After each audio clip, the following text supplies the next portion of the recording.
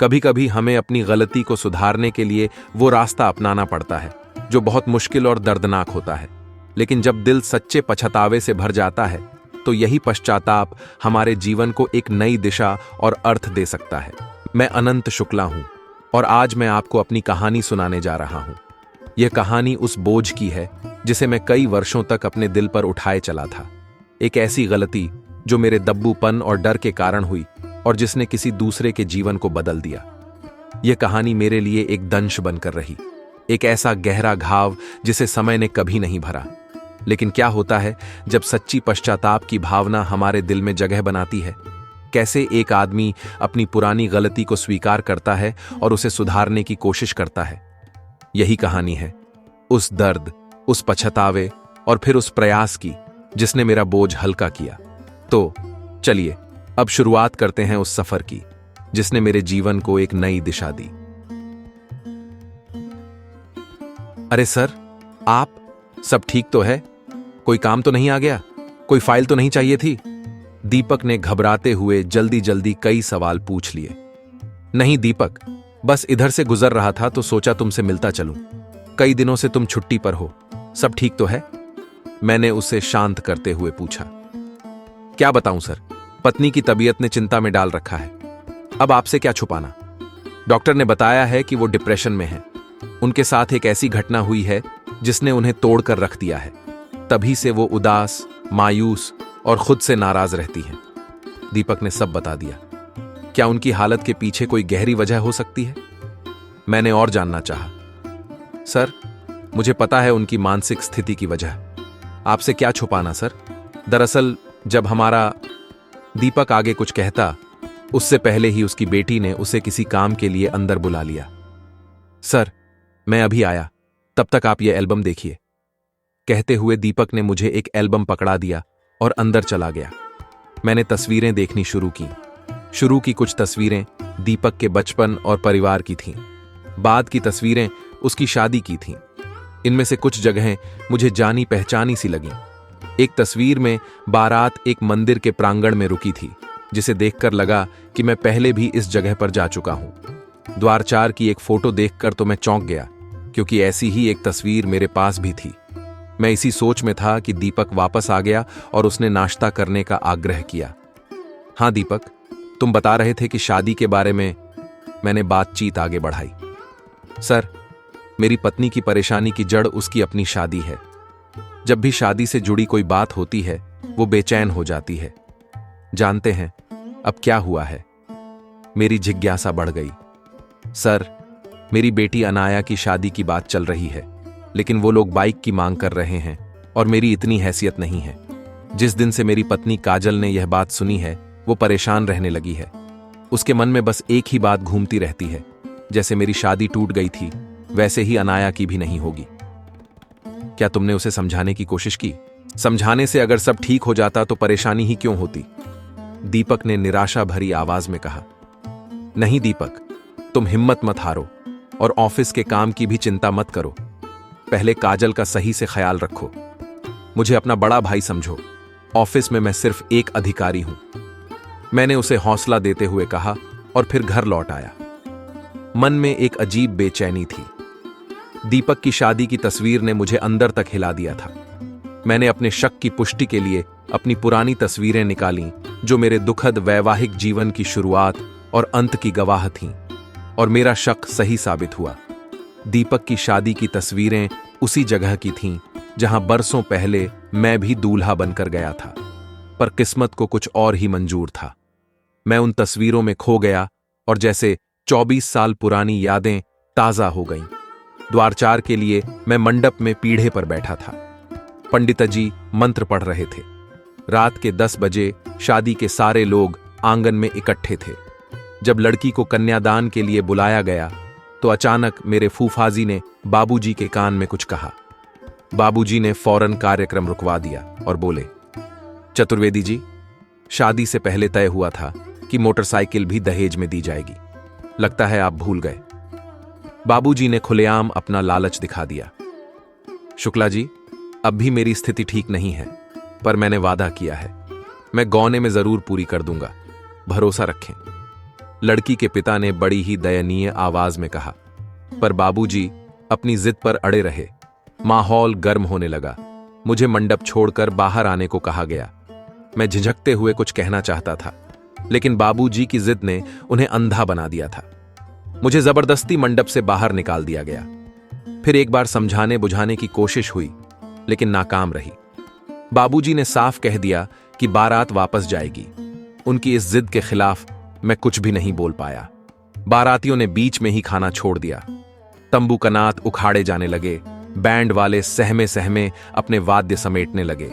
माहौल पूरी तरह बदल गया। जहां कुछ देर पहले गीत संगीत था, वहां अचानक मायूसी और हड़कंप मच गया। लड़की के पिता कभी मेरे पैर तो कभी बाबूजी के पैर पकड़कर गिड़गिड़ा रहे थे, लेकिन कोई असर नहीं हुआ। वे मुझसे भी बोले, बेटा अपने बाबूजी को समझाओ, मैंने वादा किया है, पूरा करूंगा। मेरी इज्जत और बेटी का जीवन इस तरह बर्बाद मत होने दो। मैं कुछ कहता, इससे पहले बाबूजी गुस्से में बोले, तय कर लो किसकी इज्जत रखनी है, अपने बाप की या उसकी, जो अभी तुम्हारी कुछ नहीं लगती। अगर मेरी इज्जत रखनी है तो चुपचाप गाड़ी में बैठो। मैं बिना कुछ कहे कार में बैठ गया। रात में ही बाबूजी बारात लेकर लौट रहे थे, जैसे किसी राजा ने किसी दुश्मन राज्य को रौंद कर विजय पाली हो। यह वापसी की यात्रा मेरे लिए बेहद दर्दनाक थी। उस लड़की का क्या होगा? कौन उससे शादी करेगा? मैं बाबूजी के इस बेरहम फैसले के खिलाफ क्यों नहीं खड़ा हो सका? मेरे मन में सवालों का सैलाब उमड़ रहा था। मेरे ख्यालों में बार बार उस घर का हाल घूमता रहता। एक मोटरसाइकिल की मांग पूरी न करने के चक्कर में एक लड़की की जिंदगी को यूं ही बर्बाद कर दिया। सोचता था कहीं वो लड़की कुछ गलत कदम न उठा ले। इस ख्याल से ही मैं कांप उठा। एक बार मन में आया कि अकेले ही जाकर उसे अपनी पत्नी बना लाऊं, पर फिर सोचा, लोग क्या कहेंगे? बाप का इतना बड़ा अहंकार कि बेटा मंडप छोड़कर चला आया और वहीं बेटा अब शादी के लिए लौटा है। कहीं लड़की के घर वालों ने मुझे तिरस्कृत कर वापस भेज दिया तो? उस रात मैंने खाना भी नहीं खाया। इस हालत में मैं पागल सा हो गया था। अगले ही दिन मैंने वापस अपनी नौकरी पर लौटने का फैसला कर लिया। जाते समय बाबूजी ने कहा, ठीक है जाओ बेटा, और हां, हिम्मत मत हारना, अच्छे रिश्ते आएंगे। उन गरीबों से तो छुटकारा मिला। नौकरी पर लौटकर ऑफिस में रहते हुए काम में मन लग जाता, पर घर लौटते ही अपराध बोध घेर लेता। उस लड़की के अपमान के लिए मैं खुद को जिम्मेदार मानने लगा। लगभग 1 महीने बाद बाबूजी की चिट्ठी आई। प्रिय दुष्यंत, 15 दिनों की छुट्टी लेकर आ जाओ। तुम्हारा रिश्ता लगभग पक्का हो गया है। लेन देन भी पहले ही तय हो जाएगा। बस इस बार तुम लड़की देख लो। जल्दी आ जाओ। बाबूजी। ये चिट्ठी मेरे अंदर की जलती आग में घी का काम कर गई। मैंने काफी सोच समझकर बाबूजी को विरोध में जवाबी पत्र लिखा। बाबूजी, इन भ्रष्ट सामाजिक परंपराओं और बुरी रस्मों के कारण जो दुख मैंने झेला है, वो मेरी जिंदगी का हिस्सा बन चुका है। मेरे कमजोर स्वभाव ने एक लड़की की पूरी जिंदगी बर्बाद कर दी, और मैं इतना भी नहीं कह पाया कि मोटरसाइकिल से ज्यादा अहमियत इंसानी मूल्यों की है। अब मैं इसे अपना प्रायश्चित समझता हूं कि मैंने हमेशा के लिए अविवाहित रहने का फैसला किया है। यह भले ही अव्यावहारिक लगे, लेकिन यह मेरा दृढ़ निश्चय है। उम्मीद है मुझे इस बात के लिए माफ कर देंगे और शादी के लिए फिर से मजबूर नहीं करेंगे। पर हां, परिवार की जिम्मेदारियों को हमेशा निभाऊंगा। अनंत। बाबूजी और मां ने मुझे समझाने की बहुत कोशिश की, पर मैं अपने फैसले पर अड़ा रहा।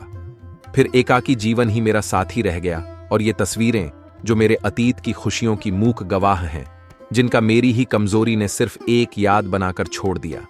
ऐसे में जब दीपक के एल्बम में वैसी ही तस्वीरें देखीं तो मेरा हैरान होना स्वाभाविक था। 2 दिन बाद दीपक ऑफिस आया। मैंने उसे किसी बहाने से घर बुलाया और वहीं तस्वीरें दिखाईं। वह हैरान रह गया और पूछा, सर, ये तस्वीरें आपके पास कैसे? यही सवाल मैं तुमसे पूछने वाला था। सर, मेरी शादी तो वहीं हुई थी, पर आपकी ये तस्वीरें भी उसी जगह की हैं। आप ही तो नहीं वो इंसान जो मोटरसाइकिल न मिलने पर दुल्हन को छोड़ गए थे? हां दीपक, मैं ही वह कमजोर इंसान था जो अपने पिता की जिद के आगे चुप रहा। उस दिन से मैं पछतावे की आग में जल रहा हूं। बस इतना ही कर पाया कि आजीवन अविवाहित रहने का फैसला किया। मैं दीपक के जवाब का इंतजार कर रहा था। सर, आपने इतनी ईमानदारी से यह बात मानी है, वह कोई छोटी बात नहीं। आपकी बारात लौटने के बाद लड़की के माता पिता पागल से हो गए थे। उस लड़की ने खुदकुशी की भी कोशिश की, पर बच गई। पूरा गांव आप लोगों को कोस रहा था। तुम वहां कैसे पहुंचे? मैंने बात बदलते हुए पूछा। मैं मामा के घर आया हुआ था। यह खबर गांव में आग की तरह फैल गई। मैं भी वहां पहुंच गया। सब जानकर और उस परिवार के दर्द को देखकर न जाने क्यों मैंने खुद ही शादी के लिए हामी भर दी। मामा हैरान रह गए, लेकिन मैंने कहा, मामा जी, ये कोई गलत काम नहीं है। मुझे यकीन है मेरे माता पिता भी नाराज नहीं होंगे। और फिर मैं वयस्क और समझदार हूं। मैंने उस लड़की से सिर्फ इतना कहा कि मैं जिंदगी भर तुम्हें खुश रखने की कोशिश करूंगा। उसने कहा, आपने हमारे परिवार का साथ दिया है, इसलिए मुझे आप पर भरोसा है। यही उसकी हां थी। फिर शादी हुई। सब कुछ वैसे ही था, बस आपकी जगह मैं था। लेकिन उस घटना ने काजल के मन पर ऐसा असर छोड़ा कि शादी की कोई भी बात होते ही वह घबरा जाती है। अनाया की शादी में लड़के वालों ने भी मोटरसाइकिल मांगी है। काजल को लगता है अनाया की शादी भी उसके जैसी ही टूट जाएगी। अच्छा, तुम काजल से कह दो कि उसकी शादी जैसी घटना फिर नहीं होगी। अनाया की शादी जरूर होगी। मैंने मन में एक ठोस फैसला कर लिया। दीपक से कहा कि वह काजल को मेरे बारे में न बताए और अनाया के होने वाले ससुराल का पता पूछा। अगले दिन मैंने पता लगाया कि अनाया का होने वाला पति कहां काम करता है। मैंने उससे मिलकर होटल में बातचीत की। मैंने अपना परिचय दिया और अपनी पुरानी दुख भरी शादी की कहानी सुनाई। फिर दीपक के साहस की भी बात बताई। अंत में मैंने कहा, बेटा, मुझे पता है कि तुम्हारे परिवार ने शादी में मोटरसाइकिल मांगी है और यह भी जानता हूं कि अनाया के पिताजी यह नहीं दे सकते। दहेज की इस कुप्रथा को खत्म करने के लिए तुम जैसे युवाओं का कदम बढ़ाना जरूरी है। लेकिन अंकल, मैं अपने ही पिता से यह सब कैसे कहूं? आज से 24 साल पहले मैं भी यही सोचकर चुप रहा और आज तक पछता रहा हूं। दीपक ने जो फैसला लिया उस पर उसे आज भी गर्व है। क्या तुम नहीं चाहोगे कि तुम्हें भी अपने फैसले पर कल गर्व हो और समाज में एक मिसाल बन सको? बेटा, मैं तुम्हें अपने जीवन के सारे अनुभव से यह सलाह दे रहा हूं। अपने बाबूजी को समझाने की कोशिश करो और अगर फिर भी मोटरसाइकिल की मांग से नहीं हटते तो ये 50,000 रुपए का चेक ले लो। मोटरसाइकिल खरीद लेना। मेरे लिए यह प्रायश्चित का मौका है, लेकिन हर किसी को अपनी गलती सुधारने का मौका नहीं मिलता। कहीं मेरी तरह तुम्हें भी ईश्वर तुम्हारी मदद करें। इतना कहकर मैंने उससे विदा ली। अगले 1 हफ्ते तक मैं गहरे असमंजस में रहा। क्या वह लड़का अपने बाबूजी को समझा पाया होगा? क्या अनाया की शादी भी काजल की तरह टूट जाएगी? ये सवाल मेरे मन में घूमते रहे। एक दिन दीपक मेरे घर आया। बहुत खुश था। उसने कहा, सर, चमत्कार हो गया। उन लोगों ने बिना दहेज के ही शादी के लिए हां कर दी। लड़के के पिताजी खुद मुझसे मिलने आए और बोले, शादी की तारीख निकालो और अनाया को विदा करो। कहते हुए उसने मुझे शादी का निमंत्रण कार्ड दिया और बोला, सर, अनाया आपकी भी बेटी है, इससे ज्यादा मैं क्या कहूं। फिर वह चला गया। शादी के दिन अनाया के ससुर जी ने दीपक से पूछा, भाई साहब, आपके अधिकारी अनंत शुक्ल जी नहीं आए? बुलाया तो था, लेकिन आप उन्हें कैसे जानते हैं? दीपक ने पूछा। उन्होंने ही मेरे बेटे से मिलकर मुझे सच का आईना दिखाया। उन्होंने बताया कि अगर मैं अपनी मांग पर अड्डा रहा तो ये 50,000 का चेक दे देना। मैं उनसे मिलकर उनका चेक लौटाना और अपनी गलत मांग के लिए माफी मांगना चाहता था। उन्होंने दीपक को चेक दिखाया। दीपक हैरान रह गया। अनंत सर नहीं आए, लेकिन थोड़ी देर बाद उनका चपरासी आया और दीपक को एक पत्र दिया। प्रिय दीपक, अनाया की शादी में न आने से तुम्हें दुख हुआ होगा। तुम मेरी भूमिका को समझ चुके होंगे। काजल की शादी में मेरे शर्मनाक व्यवहार की वजह से मैं उन्हें मुंह दिखाने लायक नहीं रहा। वो मुझे माफ नहीं करेंगी और करना भी नहीं चाहिए, इसलिए मैं नहीं आया। अनाया से माफी मांगता हूं। ये रुपए उसे मेरी तरफ से उपहार के रूप में दे देना। मेरी प्रार्थना है कि काजल खुश रहे और उसे कभी दुख ना हो। मैंने तबादला करवाने का निर्णय लिया है और कुछ समय तक छुट्टी पर घर पर ही रहूंगा। सभी को मेरी शुभकामनाएं। दीपक यह पढ़कर स्तब्ध रह गया। शादी हुई और अनाया विदा हो गई। अनंत भले ही वहां नहीं थे, लेकिन उनके इस काम ने उन्हें दीपक और काजल के दिल में एक खास जगह दिला दी। वे सोच रहे थे कि कोई अपनी पुरानी गलती का ऐसा प्रायश्चित भी कर सकता है। सच में यह पश्चाताप की चरम सीमा थी। इस कहानी ने मुझे यह सिखाया कि कभी कभी हमें अपनी गलतियों का सामना करना पड़ता है, और जब हम उनका सही प्रायश्चित करने का रास्ता ढूंढते हैं तो वही हमारी असली ताकत बन जाती है। असल में सच्चा पश्चाताप वह नहीं है जो हमें अपने दिल में महसूस होता है, बल्कि वह है जो हम अपने कर्मों से दुनिया को दिखाते हैं। यह दिखाता है कि इंसान अपनी गलती से सीख सकता है और उसे सुधारने का साहस भी पा सकता है। यही सच्ची जीत होती है, गलतियों से सीखने और उन्हें सही दिशा में बदलने की।